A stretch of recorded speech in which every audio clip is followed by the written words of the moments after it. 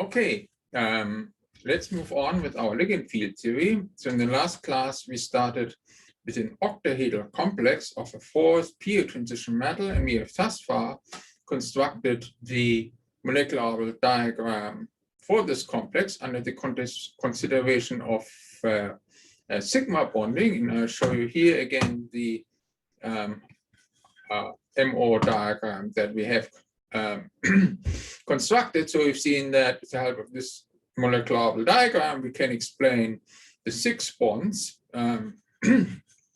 in that octahedral molecule, represented here by these 6 bonding molecular orbitals. And any transition metal d orbitals would either need to go into this T2G or this EG orbital.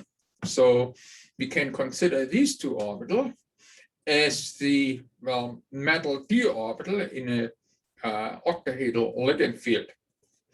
So in the next step, we start to look at the pi bonding, and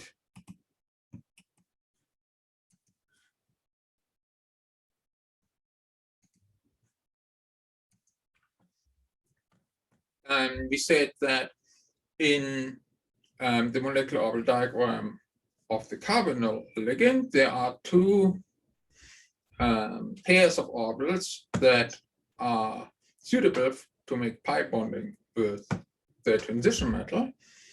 So these are these bonding pi molecular orbitals and these 2 inter-bonding pi molecular orbitals. So each CO ligand has 4 orbitals. So when we have an octahedral complex with 6 CO ligands, we have therefore overall 24 orbitals to consider. 12 of them will be these bonding ones, and 12 of these will be these inter-bonding ones. So I've further shown you how these orbitals can overlap with the metal d orbitals in pi fashion.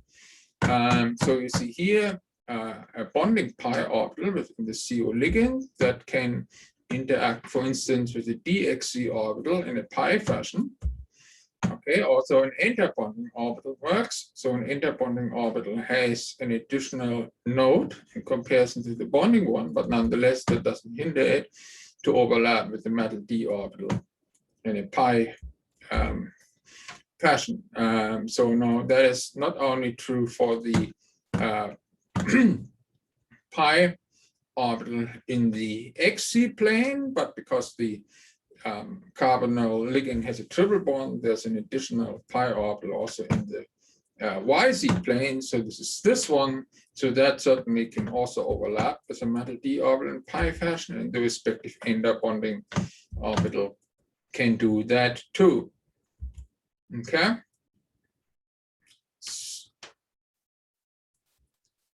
So now we said that we can group the 12 bonding pi orbitals into T1G, T2G, T1U, and T2U group orbitals if we apply the symmetry adapted linear combination of atomic orbitals method. We have not gone through the process explicitly. Again, in order to get these symmetry types, we would first need to determine the reducible representation, and from the reducible representation, we can then produce the irreducible representations that give you the respective symmetry types. That works in the same manner for the interbonding pi orbitals. They also give 3 T1G, 3 T2G, 3 T1U, and 3 T2U ligand group orbitals. So last but not least, I mentioned that not only pi orbitals can produce pi orbital overlap with metal d orbitals. Also p orbitals can, for instance, when we have a bromo ligand, then that bromo ligand has p orbitals that have the correct orientation to overlap with the metal d orbital in a pi fashion. So we have a metal bond, then even another d orbital can overlap with another metal d orbital in a pi fashion. So now let us see what molecular orbitals we can actually construct.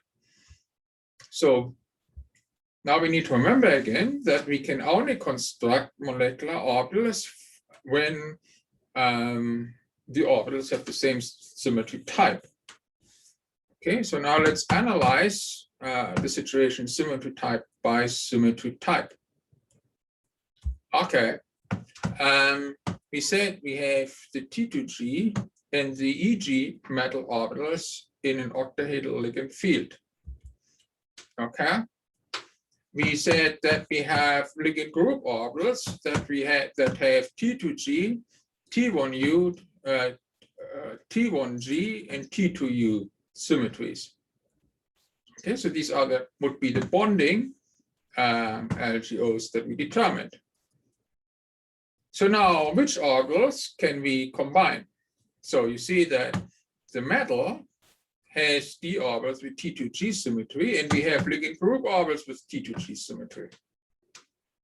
Okay, now we can certainly combine these, and that will give 6 molecular orbitals overall. Okay, here we have 3, here we have 3, that gives overall 6 molecular orbitals that will have the same symmetry. T2G, and we would expect that, well, 3 of them are triply degenerate and are bonding, and 3 of them are triply degenerate and are interbonding.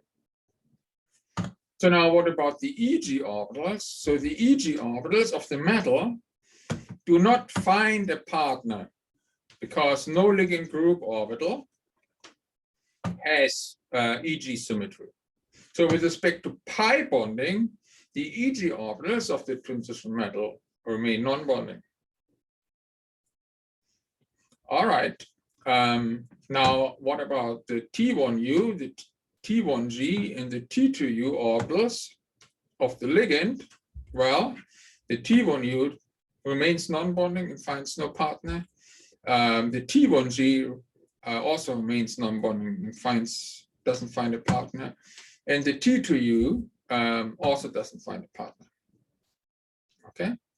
So therefore, the only interaction that we need to consider is, well, the interaction between the T2G ligand group orbitals with the T2G metal orbitals. Okay, all other orbitals remain non-bonding with respect to pi bonding. So now, in addition, we also need to consider the interbonding orbitals. Well, we also have an interbonding T2G ligand group orbital of the symmetry type T2G, actually 3 of them. So now they will also interact with the T2G orbitals.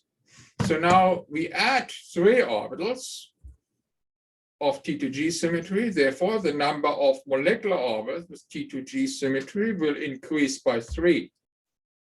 Okay, and so we have overall 9 MOs, okay, to consider. So again, the T1U star will not find a partner. The T1G star will also not find a partner, and the interbonding T2U ligand group orbitals will also not find a partner. Okay, so that means that based on the molecular orbital diagram that we have for the sigma bonding, we will have to consider 9 additional molecular orbitals for the pi bonding. So what will our final molecular orbital diagram look like? So now we distinguish basically 2 cases. Okay. So the first case is that the bonding T2G orbital are significantly closer to the metal T2G orbital in energy, and the T2G star orbitals of the metal, of the ligand, are far away from the energy of the metal T2G orbitals. So in good approximation, we can say that in this case, the interbonding T2G star orbitals remain non-bonding, okay, and do not significantly interact with the metal T2G because of energy reasons. So this is an approximation. So rather than that, we would consider only the interactions between the bonding T2G orbitals here and the metal T2G orbitals, because the energy difference is much closer. Okay, so what would we expect? Well, we would expect a triply degenerate bonding molecular orbitals and triply degenerate interbonding molecular orbitals. So now, where would the electrons go? So our bonding ligand T2G orbitals are full of electrons.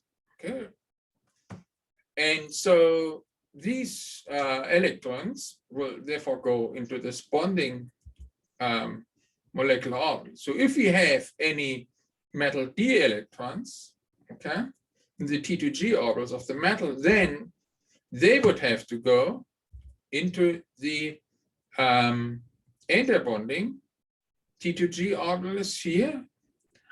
If we have more than 6 electrons, then also the EG orbitals will be filled, and they would then be filled into the EG orbitals here in addition. Okay, so now we saw previously that we define the delta O as the energy difference between the T2G orbitals and the EG orbitals. Okay, so this is our delta O before pi bonding. Now let's see what happens to our delta O under the consideration of pi bonding. So the delta O is defined as the energy difference between the T2G orbital, which is closest to the EG orbital, and the EG orbital. So now, according to that, this energy difference here would now be our delta O after pi bonding. So now you see that in this situation, our delta O decreases because of the pi bonding. Okay, so now a ligand that has the property to have the bonding T2G orbitals here closer to the metal T2G orbital energy, comparison to the interbonding T2G star orbitals, is called a pi donor. So a pi donor is, for instance, a bromide ligand. Okay, so a bromide ligand has 4 p orbitals that can overlap with the metal d orbitals in pi fashion, and these p orbitals are energetically much closer to the T2G orbitals of the metal in comparison to the interbonding T2G star orbitals. Okay, so why do we call such a ligand a pi donor? This is because overall electron density is being transferred from the metal, from the ligand to the metal, and pi electron density is transferred from the ligand to the metal, because before the consideration of the pi bonding, all these 6 electrons are located completely at the ligand, and after the pi bonding, they are in these bonding molecular orbitals, which are covalent, where they are being shared between the ligand and the metal. So overall, we have partially transferred these electrons from the ligand to the metal. So now we can also have the opposite case, and that's now shown over here. We can also have ligands, and the carbonyl ligand actually belongs to this class, in which the interbonding T2G star ligand group orbitals are energetically much closer to the metal T2G orbitals in comparison to the bonding T2G ligand group orbitals. Okay, so in this case, we can approximate that the pi interactions will be dominated between the interbonding T2G star and the metal T2G, and that the bonding T2G ligand group orbitals remain non-bonding with respect to the interaction with metal d orbitals. So now, could write the bonding T2G orbitals, therefore with the same energy, just into our molecular orbital diagram. So now, to which molecular orbitals will this interaction lead here? Well, you would have, would expect 3 triply degenerate bonding molecular orbitals of T2G symmetry and triply degenerate interbonding molecular orbitals with T2G symmetry. Okay, so now where would our electrons go in this case? Well, now our bonding ligand electrons here, they will not change in energy and will not significantly interact with the metal. So they are neither stabilized nor destabilized. Whereas over here, okay, they are being stabilized. Okay, the energy is lower. However, now we can fill metal d orbitals. In this example, there's only one into the bonding T2G orbitals that we have created. Okay, thereby we can see that in this case we can stabilize metal d electrons, whereas in this case over here we saw that we actually energetically destabilize them. Okay, so now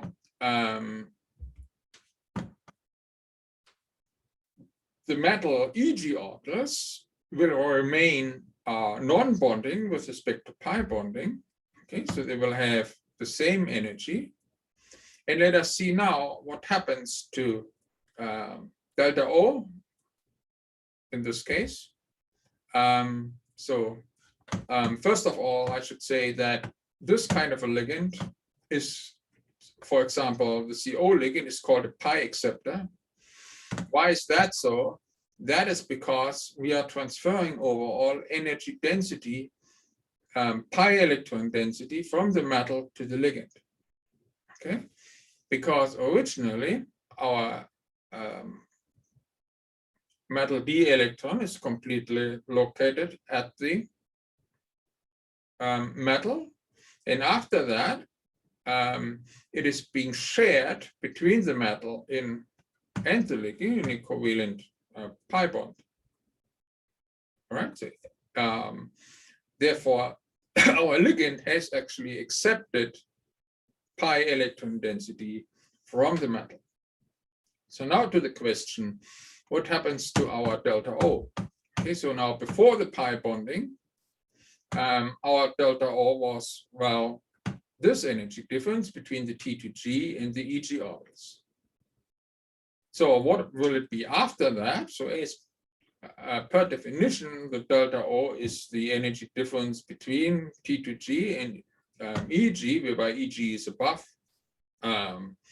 T2G. And so our delta O is now becoming larger in comparison to the case in which we consider only sigma bonding. You see that this is in contrast to this case over here, where it becomes smaller. So now you see that you can also see that these two cases here are, of course, extreme cases. You can, of course, have a situation, any situation in between this case and that case. Okay, it all depends on the relative energies of the T2G and the T2G star orbitals to the T2G orbital of the metal. Okay, so basically we can have any ligand that varies in properties between being a strong pi donor to a weak pi donor, to having no pi effects, to having a weak pi acceptor and a strong pi acceptor. So when you have no pi effects, then basically the T2G and the T2G star orbitals have approximately the same energy distance to the T2G orbitals here, and their effects actually cancel out, and we have overall no pi effects. Okay, so now you see that we can explain something that we could not explain previously with the crystal field theory. So the crystal field theory could not explain the spectrochemical series. So it could not explain why certain ligands produce a strong crystal field while other ligands produce a weak crystal field. So you see that the ligand field theory is able to do this by taking into account the pi bonding. Okay, so when a ligand is a strong pi acceptor, then the transition metal complex tends to have a large delta O. And when our ligand is a pi donor, then the respective metal complex tends to have a small delta O. And this explains the spectrochemical series. So now let us see what is an overall molecular orbital diagram of an octahedral complex under the consideration of the pi bonding. So let us first look at an octahedral complex with a ligand that is a typical pi acceptor. So let us look at chromium hexacarbonyl with carbonyl ligands that are known to be strongly pi accepting ligands. So here's again the molecular orbital diagram that we previously constructed without the consideration of the pi bonding. So how will it change as we consider the pi accepting properties of the carbonyl ligand? Well, we would need to consider the T2G star orbitals. So these two T2G star orbitals will be located energetically above the HOMO of the carbonyl ligand, because these orbitals represent pi star orbitals of the ligand. And we will consider now the interaction of these T2G star orbitals with the metal d orbitals that also have T2G symmetry. Okay, so now what will happen is that, well, these orbitals here, the T2G orbitals, will go down in energy and become bonding orbitals. And of course, we have to create the respective interbonding orbitals as well. Okay, only then the number of molecular orbitals is the same as the number of atomic orbitals. Okay, so now what you see is that the formerly non-bonding metal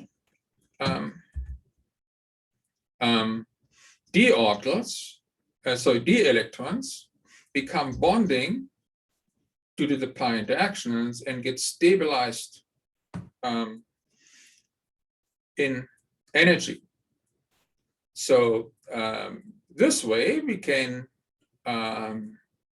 explain also the 18 electron rule in a sense, because when we now count the number of bonding electrons, then we will find that they are exactly 18. Okay, so these are these 12 here that are due to the sigma bonding. And now we have these 6 electrons in addition that came from the pi bonding, and that gives now 18 bonding electrons. So what you also see is that in this octahedral complex, all bonding molecular orbitals are being filled and all other molecular orbitals are being empty. And that's, of course, always the ideal situation energetically, and can explain why the complex is being stable. So now you see that the ligand field theory can not only explain, well, the shape of the complex, it can also make statements about the stability of the complex and can explain the stability of the complex. Okay, it can also certainly explain the magnetism. So chromium hexacarbonyl is known to be a diamagnetic compound. The molecular orbital theory, the ligand field theory, would confirm this by saying that, well, we have a pi accepting ligand that produces a large delta O. Okay, our metal electrons are actually bonding electrons, and therefore spin pairing energy is being overcome, and we have a low spin complex and not a high spin complex in this case.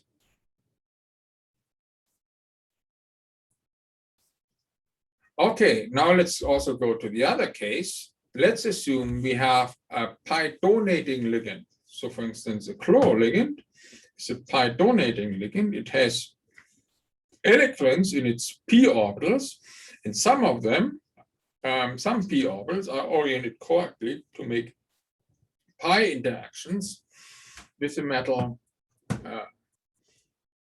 d orbitals. So you see here the molecular orbital diagram for tungsten hexachloride, which is qualitatively the same as the molecular orbital diagram for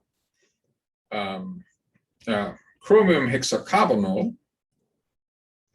When you consider the sigma bonding only. But now the chloro ligand has pi donor properties instead of pi accepting properties. That means that we do not consider the T2G star orbitals of the ligand, but the T2G orbitals of the ligand which are bonding. So now we need to make molecular orbitals through interaction of these orbitals with the metal d orbitals. So what do we need to do? Well, you see that we are creating bonding molecular orbitals of T2G symmetry here, but of course we must also create interbonding ones. Okay, and that is the fact that now the formerly non-bonding T2G metal orbitals become interbonding. And the consequence of that, the energy difference between the T2G and the EG orbitals gets smaller, and the consequence of that, the delta O becomes smaller. Okay, so in this case, we don't have any metal d electrons to consider because formally the tungsten here is in the oxidation state +6. So tungsten is in group 6, has 6 valence electrons. Therefore, in the oxidation state +6, these 6 valence electrons are being removed and our d electrons are completely empty. Okay, so now we are finished with the discussion of an octahedral complex, and we can now continue with a tetrahedral complex, but I wanted to ask if there are any questions at this point, because this is a little bit more complex topic. So are there any questions at this point? So I now need to do a new share here.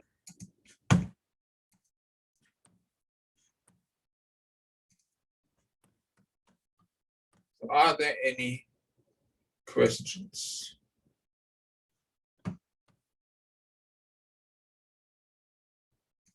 Okay, no questions. Then we can move next to the ligand field theory for tetrahedral complex of a 4th period transition metal. And we'll do the same approach as for the octahedral complex. We'll first consider the sigma bonding and then the pi bonding. Okay, so when we have a tetrahedral complex, then first of all, we have to be clear in which point group we are, and certainly we are in the point group TD in this case.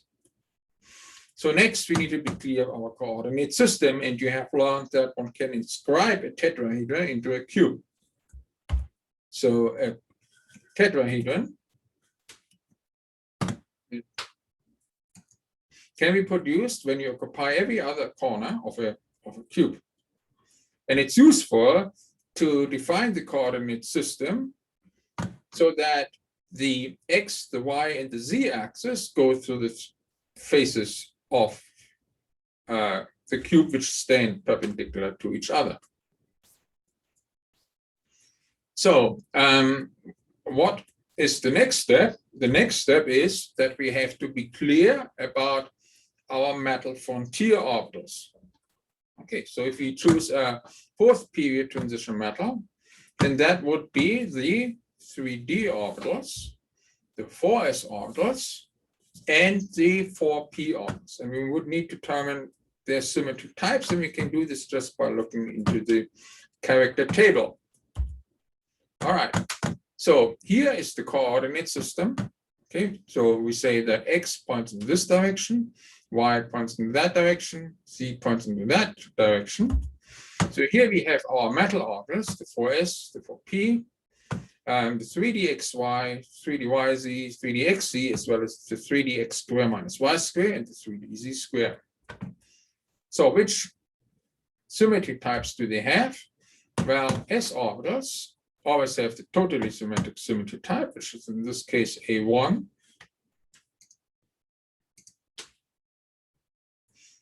So the 4p orbitals, where do we find them? Can you tell me what the symmetry type of the 4p orbitals are? You may unmute yourself.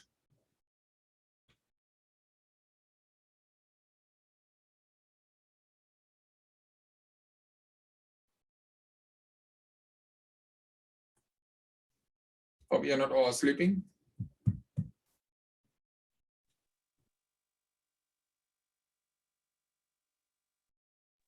T2. T2, correct. So we see X, Y, and Z here in this line for the symmetry type T2. And we see X, Y, and Z in parentheses. That means that these orbitals are triply degenerate in the point group TD. Okay, so 4s has a 1, the 4p have T2. So what about the 3dxy, the 3dyz, and 3dxz? So we find them here, all in parentheses, also in the row for the symmetry type T2. That means that they also have the symmetry type T2. Last but not least, we need to look at the 3dx square minus y square and 3dz square. So we see that you find x square minus y square here. And the 3dz square is again expressed by the more extended form here, 2z square minus x square minus y square. And I've previously explained that this represents a cone. So see that these two orbitals are also in parentheses here. That means that they are double degenerate. In this case, they have the symmetry type E. Okay, now we have the symmetry types of all our metal orbitals.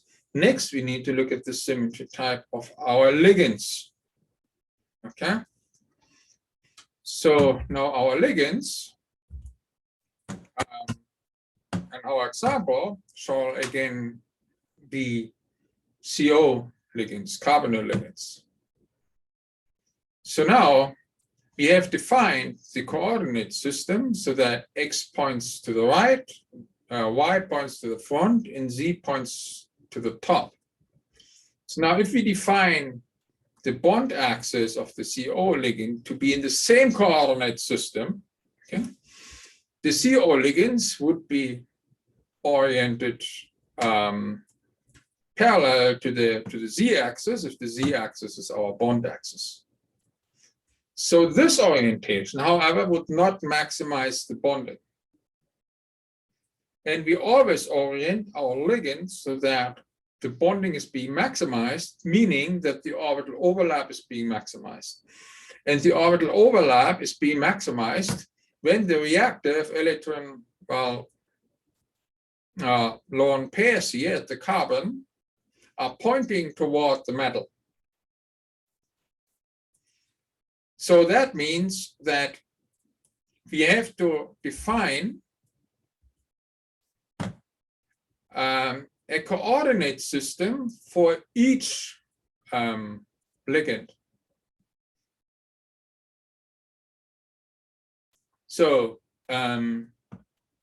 for this ligand here, we have the z-axis being pointing toward the metal. That means toward the center of the tetrahedron. So our z-axis would point to this direction, and then the y and the x-axis would stand perpendicular to that. So for this ligand here, the z-axis would point again toward the center of the tetrahedron, and the x and the y axis would stand perpendicular to that. So for this ligand here, Z would be oriented this way, and then again x and y would stand perpendicular to that. And for the last ligand, the same. In this case, Z would be along this direction, and x and y would stand perpendicular to that. So what would be the symmetry types of these four ligands? Well, again, we would need to determine the irreducible representation and then the irreducible representations. And I'm not again going through the steps explicitly for time reasons. And I think it would also be somewhat a distraction.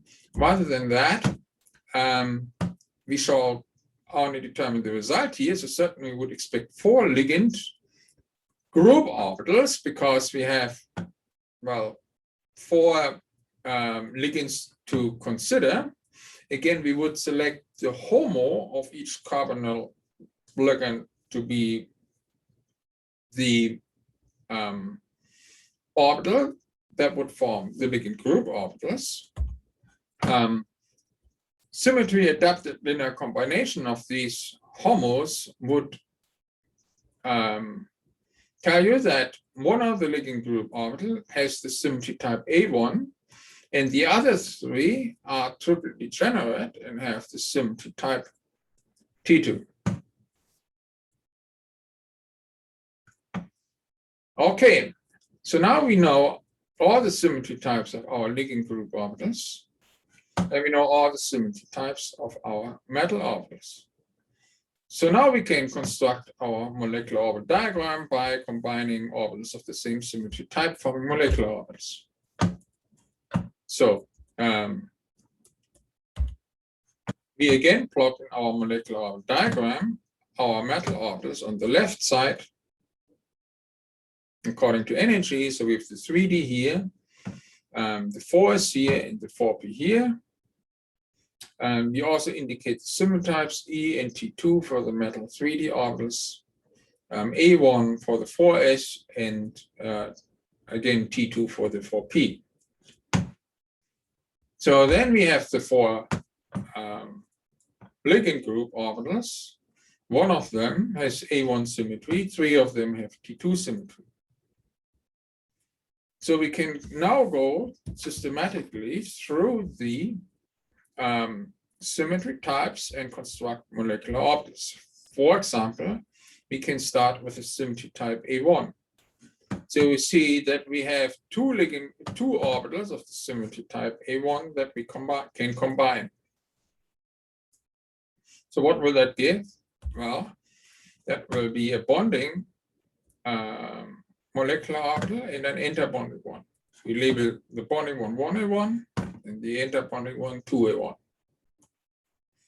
So next we combine the T2s, and you see that you have 3 triplets of T2 orbitals. So how many orbitals would we expect overall? Well, 3 times 3, that's 9. But these molecular orbitals, again, all need to be triply degenerated. Therefore, you will have one set of triply degenerate orbitals, which will be bonding, labeled 1T2, and another set, which is approximately non-bonding, which will be labeled 2T2, and a third one, which is approximately interbonding, and that one will be labeled 3T2. So now you see that we actually already finished. Now, we still need to consider the electrons. So now we consider our, oh yeah, I forgot. I forgot something. Of course, we have here the e orbitals. That's the dx square minus y square and the dz square. And you see that they do not find a partner. Okay, so these remain non-bonding with respect to sigma bonding. So we still need to fill in the electrons. Okay, so the HOMO of our ligand is considered to be filled. It's the highest occupied molecular orbital. So we have 8 electrons to consider, and we fill these 8 electrons into the these orbitals here. So any metal d electron would need to go into the e orbitals here, and the T2 orbitals over there, both of which are approximately non-bonding. This one is exactly non-bonding. This one is approximately non-bonding, depending on how many d electrons that we have. So you can see from that again the ligand field theory is able to explain the tetrahedral shape also. We have our 4 bonding molecular orbitals being completely filled. Okay, all other orbitals are being empty. So we can explain these 4 bonds, with these 4 bonding molecular orbitals and the octahedral shape. So now there's again an analogy between the ligand field theory and the crystal field theory, because we can now say that, so now we have here in this example 10 d electrons that would now occupy all these orbitals completely. And we can say that, well, these are the metal d orbitals in a tetrahedral ligand field. Okay, so these e orbitals are exactly d orbitals because they're exactly non-bonding. So these 2 T2 orbitals here are not exactly metal d orbitals, but they are quite similar to the metal T2 orbitals from which they have been constructed from, because they are approximately non-bonding and energetically pretty similar to these metal T2 orbitals. So therefore, we can define the energy difference between the e orbitals and these T2 orbitals as the delta T. Okay? The strength of the tetrahedral ligand field. So you would understand from this picture also why delta T tends to be smaller than delta O, because in the octahedral case, the T2 orbitals were non-bonding, and the E orbitals or the EG orbitals were interbonding, while in the tetrahedral case, both the E and the T2 orbitals are approximately non-bonding, which explains why delta T is always relatively small. Okay, that explains then why for tetrahedral complexes we have never low spin complexes, but always high spin complexes. Okay, so now we have considered only the sigma bonding thus far. In addition to that, now we need to consider the pi bonding as well. So now, again, we need to consider that each carbonyl ligand has its own coordination system, and that the carbonyl ligands are oriented so that they point toward the center of the tetrahedron. So now, can we make pi orbital overlap between the pi and the pi star orbitals of the CO ligands and metal d orbitals in the same way as we could do it for the octahedral complex? The answer is not really so, because when you analyze the relative orientation of the ligand pi orbitals and metal d orbitals, and you see here one example of a metal d orbital, then you see that the orientation is not really pi. Okay, you cannot create really a pi overlap between this metal d orbital in any of the pi orbitals of the ligand. Therefore, we can only say that in a tetrahedral complex, the pi bonding is approximately pi, but not really pi. So that is always something we should keep in mind when we talk about pi bonding in tetrahedral complexes. We only can approximate it as pi, but it's not exactly pi. Okay, but still you can create an orbital overlap between the ligand pi orbitals and the metal d orbital that creates a bonding situation, because still bonding and interbonding interactions do not cancel out. Okay.